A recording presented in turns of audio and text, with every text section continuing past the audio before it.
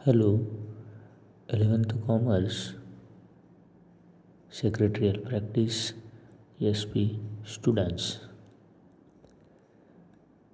Last few lectures we have started chapter number first, Secretary.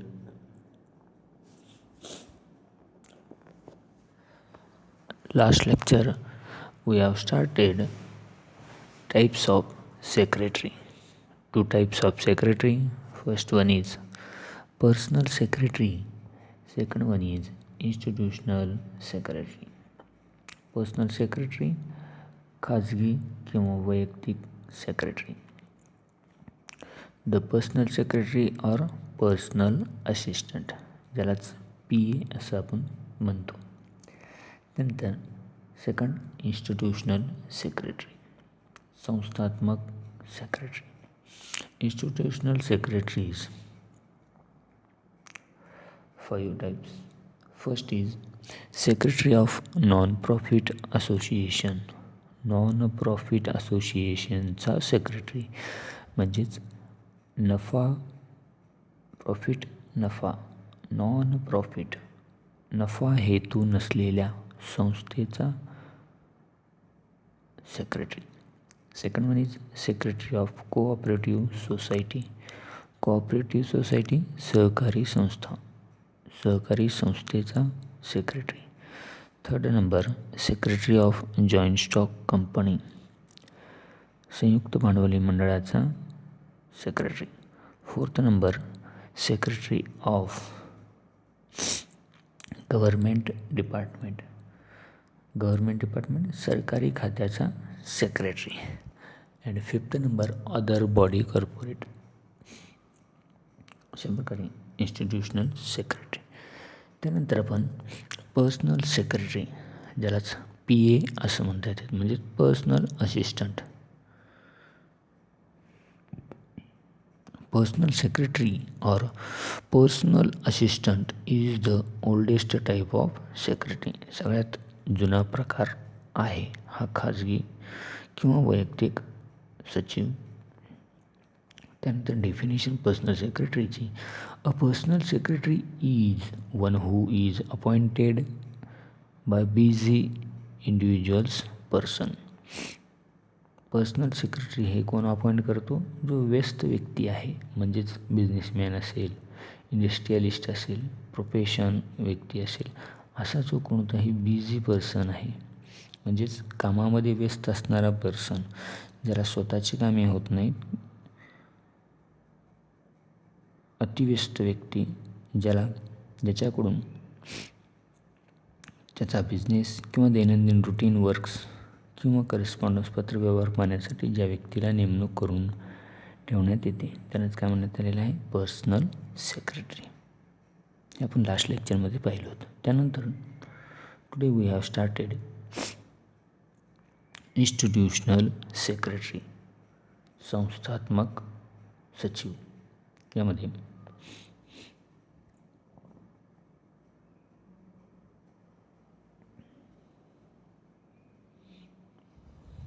institutional secretary.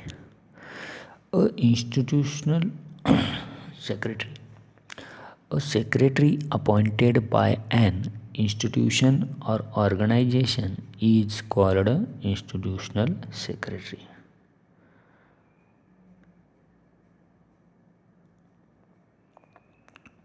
इन्स्टिट्यूशनद्वारे म्हणजेच संस्थेद्वारे नेमणूक झालेल्या सेक्रेटरीला इन्स्टिट्यूशनल सेक्रेटरी म्हणतात.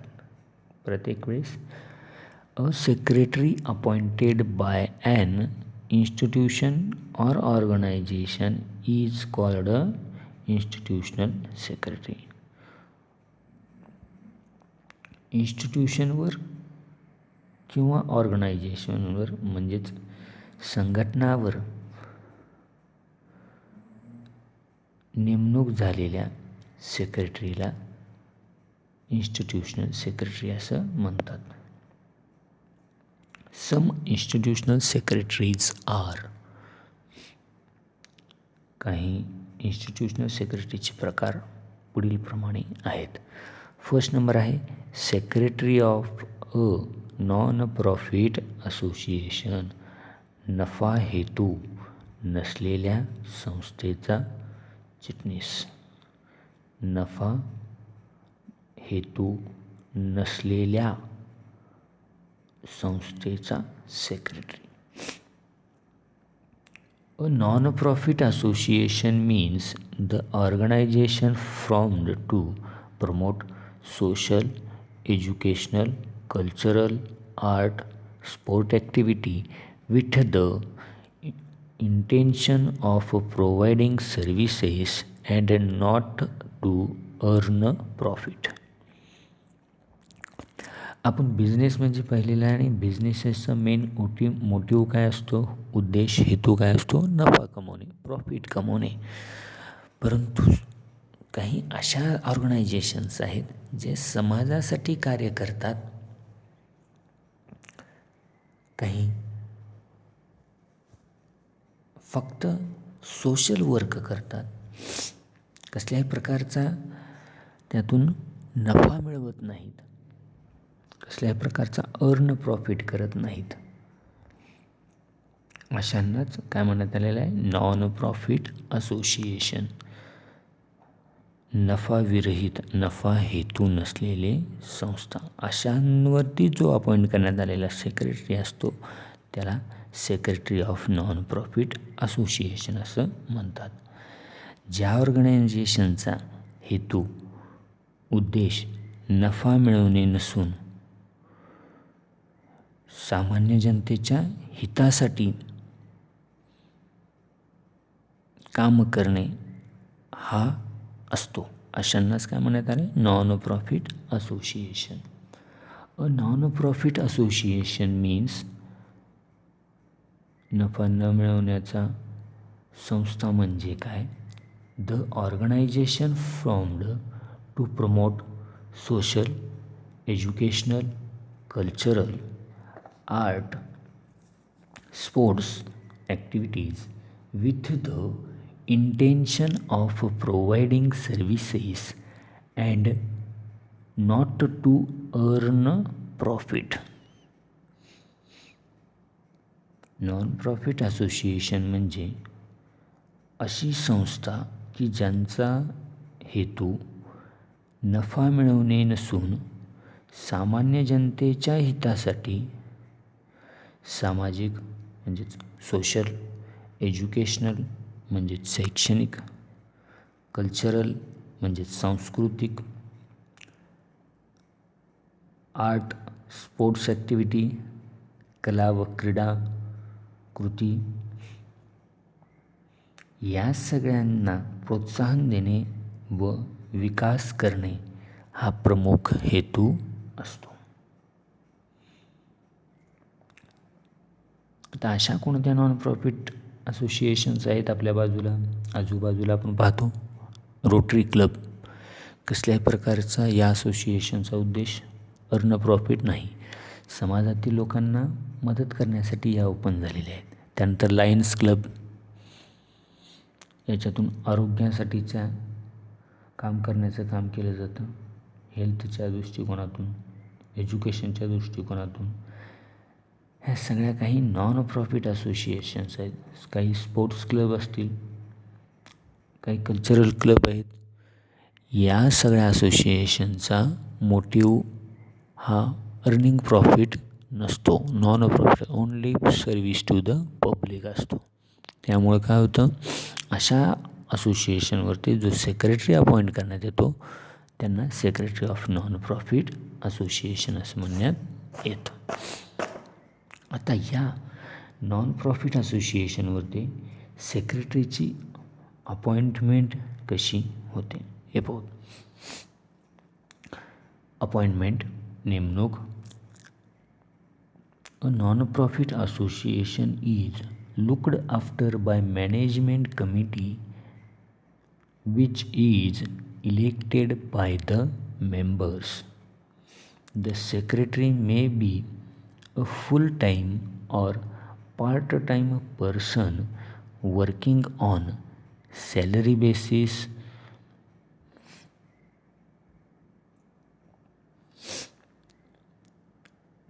या नॉन प्रॉफिट असोसिएशनचा सेक्रेटरीची नेमणूक ही कोण करतं? मॅनेजमेंट कमिटी म्हणजेच व्यवस्थापन समितीद्वारे केली जाते.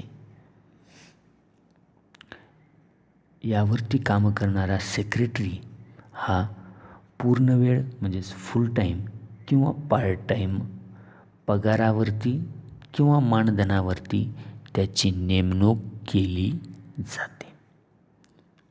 आता नॉन प्रॉफिट असोसिएशन्स कोणते कोणते? Example: rotary club, lions club, sports club, cultural club, chamber of commerce etcetera. कोणते कोणते नॉन प्रॉफिट असोसिएशन्स आहेत? रोटरी क्लब आहे, लायन्स क्लब आहे, काही क्रीडा मंडळे आहेत, काही सांस्कृतिक मंडळं आहेत, चेंबर ऑफ कॉमर्स आहेत, शाळा आहेत, स्कूल्स आहेत, कॉलेजेस आहेत. स्कूल, कॉलेजेस या सगळ्यांचा उद्देश काय असतो? Only provide to the education, शिक्षण देणे. याच्यामध्ये कसल्याही प्रकारचा नफा घेत नाहीत. म्हणून शाळा, आता यानंतर सेक्रेटरी ऑफ नॉन प्रॉफिट असोसिएशन्समधील सेक्रेटरीची अपॉइंटमेंट पाहिली. त्यानंतर यावरती वर्किंग करण्यात येणाऱ्या सेक्रेटरीचं क्वालिफिकेशन काय आहे पाहू. There is no prescribed qualification for this type of secretary. या नॉन प्रॉफिट असोसिएशनच्या सेक्रेटरीला कोणत्याही निर्धारित पात्रता नाही, म्हणजेच कोणतीही प्रिस्क्राईब्ड क्वालिफिकेशन सांगण्यात आलेलं नाही. The secretary should be adequate with the object and basis functioning of the organization. परंतु या नॉन प्रॉफिट असोसिएशनचा जो सेक्रेटरी आहे त्याला सर्व काही या संस्थेचा उद्देश आणि कार्य माहीत असलं गेलं पाहिजे.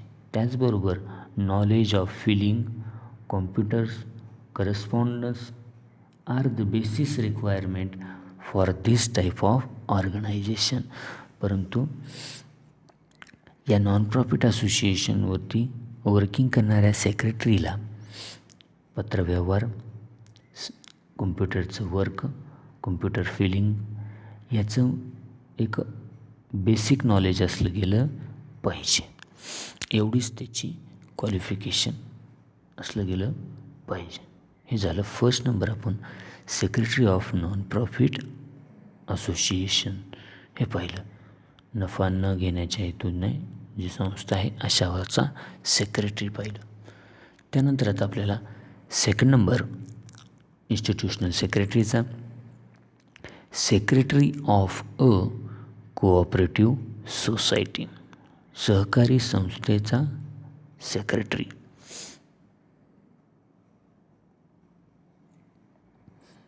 कोऑपरेटिव्ह सोसायटी सहकारी संस्था, या सहकारी संस्थेवरती काम करणाऱ्या secretary. A cooperative society is an association formed voluntarily by minimum 10 members or more. किमान 10, मिनिमम 10 मेंबर्स, किमान 10 और मोर, किमान 10 किंवा त्यापेक्षा जास्त व्यक्तींनी किंवा सभासदांनी एकत्र येऊन स्थापन केलेली संघटना म्हणजेच सहकारी संस्था होय. आता कोऑपरेटिव्ह सोसायटी म्हणजे काय आपण पाहूत. A cooperative society is an association formed voluntarily by minimum 10 members or more. 10 सभासद किंवा 10 लोक किंवा त्यापेक्षा जास्तीच्या लोकांनी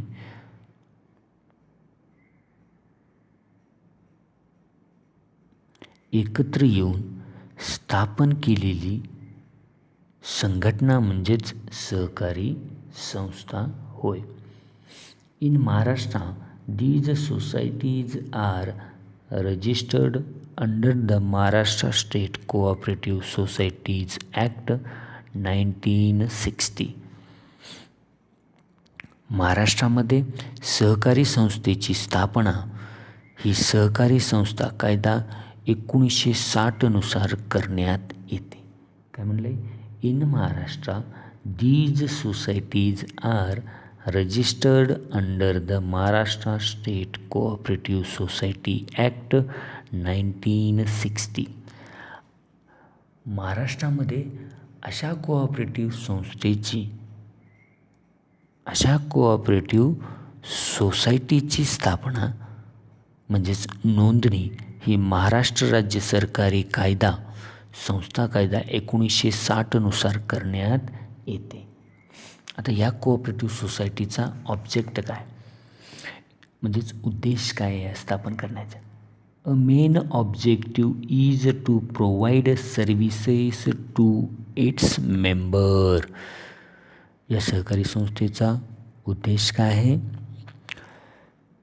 प्रमुख उद्देश आहे सभासदांना सेवा उपलब्ध करून देणे.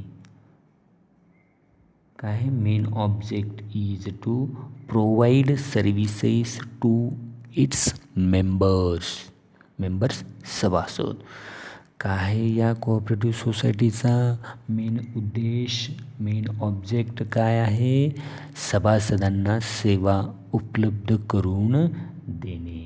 आता कोऑपरेटिव्ह सोसायटी कोणत्या कोणत्या आहेत? आपल्या आजूबाजूला पाहतो आपण. The Latur urban cooperative bank कोणती आहेत? कोऑपरेटिव्ह बँक्स असतील, कोऑपरेटिव्ह हाऊसिंग सोसायटी असेल, गृहनिर्माण society, Siddheshwar housing cooperative housing society म्हणजेच सहकारी संस्थेची गृह उद्योग. एक्झाम्पल कोऑपरेटिव्ह बँक्स असतील, कोऑपरेटिव्ह हाऊसिंग सोसायटी असेल, कंझ्युमर कोऑपरेटिव्ह स्टोअर असेल. म्हणजेच या सहकारी संस्थेतील त्याची उदाहरणं कोणती कोणती आहेत? सहकारी बँका आहेत, सहकारी गृहनिर्माण संस्था आहेत, सहकारी ग्राहक मंडळ इत्यादी. कोऑपरेटिव्ह सोसायटी कोणत्या कोणत्या आहेत? Example cooperative banks, cooperative housing society, consumer cooperative stores etcetera. यानंतर आता या कोऑपरेटिव्ह सोसायटीवरती म्हणजे सहकारी संस्थेचा सेक्रेटरीवरची अपॉइंटमेंट नेमणूक कशी होती? सेक्रेटरीची या कोऑपरेटिव्ह सोसायटीवर appointment. The members elected their representative called management committee. जे सहकारी संस्थेतील सदस्य आहेत या सहकारी संस्थेचा सेक्रेटरी म्हणून नियुक्ती ही जी मॅनेजमेंट कमिटी आहे यांच्या सदस्याकडून केली जाते. One of the members of a managing committee is appointed as secretary. काय आहे? The member elect their representative called management committee. One of the members of a managing committee is appointed as secretary. Cooperative सोसायटीमधील जे management कमिटीमधील सदस्य आहेत या सदस्यामधील एका सदस्याची निवड ही कमिटी सेक्रेटरी म्हणून करत असते.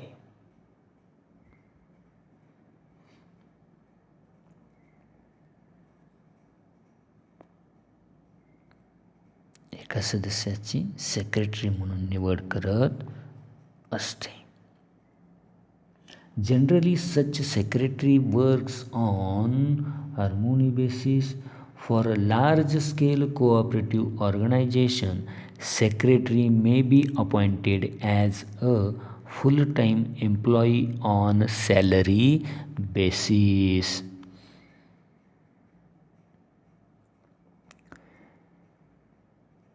या संस्थेचा पूर्ण वेळ पगारी नोकरी म्हणून तो सेक्रेटरी वर्क करत असतो. फुल time employee on salary basis. या कोऑपरेटिव्ह सोसायटीवरती सेक्रेटरी हा पूर्ण वेळ कर्मचारी म्हणून पगारी तत्वावरती काम करत असतो. यानंतर या कोऑपरेटिव्ह सोसायटीचा सेक्रेटरी होण्यासाठी काय क्वालिफिकेशन आहे? अ secretary of a cooperative society as such does not have specific qualification. does not have. सहकारी संस्थेचाच म्हणजे कोऑपरेटिव्ह सोसायटीचा सेक्रेटरीला कोणत्याही प्रकारची does not have any specific qualification. Cooperative सोसायटीच्या सेक्रेटरीला कोणत्याही विशिष्ट शिक्षण पात्रतेची म्हणजेच क्वालिफिकेशनची अट नाही. परंतु secretary should have a good knowledge of the cooperative society act and should be at least graduate. परंतु त्याला कोऑपरेटिव्ह सोसायटीच्या ॲक्टची म्हणजेच सहकारी संस्थेच्या कायद्याचं ज्ञान असावे लागते. तसेच तो ॲटलिस्ट ग्रॅज्युएट काय असला पाहिजे? ग्रॅज्युएट असावा. अशी प्रकारचं क्वालिफिकेशन त्याचं देण्यात आलेलं आहे. कशा कोऑपरेटिव्ह सोसायटीचा सेक्रेटरीसाठी कोणतीही स्पेसिफिक क्वालिफिकेशन नाही आहे, कोणतीही विशिष्ट पात्रतेची अट नाही. परंतु त्याला काय असलं गेलं पाहिजे? कोऑपरेटिव्ह सोसायटी ॲक्ट सहकारी संस्थेच्या कायद्याचं ज्ञान असावे. तसेच तो ॲटलिस्ट ग्रॅज्युएट असला गेला पाहिजे. हे आपण इन्स्टिट्यूशनल सेक्रेटरी 2 टाईप्स पाहिले. पहिला secretary of non profit association, second number secretary of cooperative society. Next lecture आपण इन्स्टिट्यूशनल सेक्रेटरीचे पुढचे टाईप्स पाहू. Thank you student.